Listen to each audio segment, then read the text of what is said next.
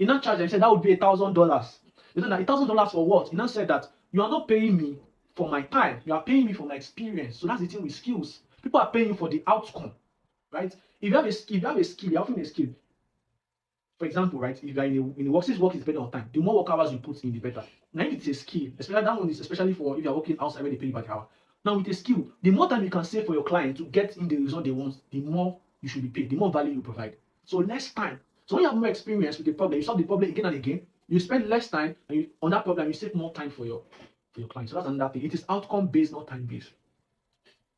So let's wrap it up.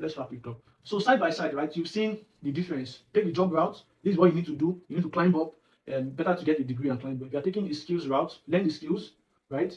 And invest time into learning the skills.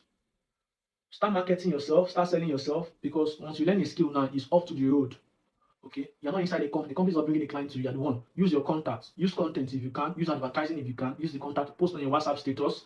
Whenever you meet people, whenever you socialize, tell them what you do.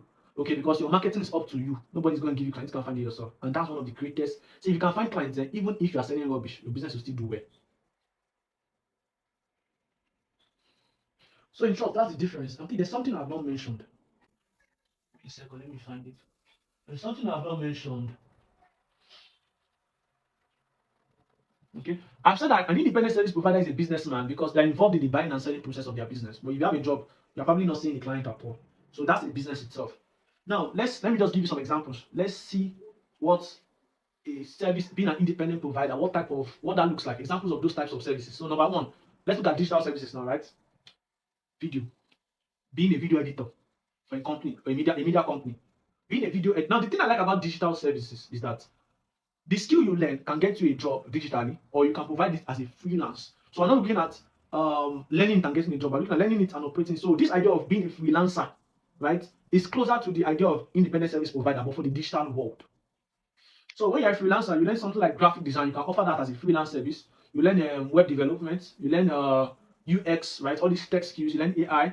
You can offer that as a freelance service. You learn copywriting. You learn anything that has to do with digital marketing. You can offer that as a freelance service, right? Become a freelancer. You can offer what else? Copywriting. Okay, so those are digital skills. Photography is hybrid. It's a service, but it's hybrid, right? Because you use the computer to edit, but you have to take the photos manually. Okay, but nonetheless, it's still a service. So there are digital services, there are physical services, and there are those that are in between. So let's look at the physical service.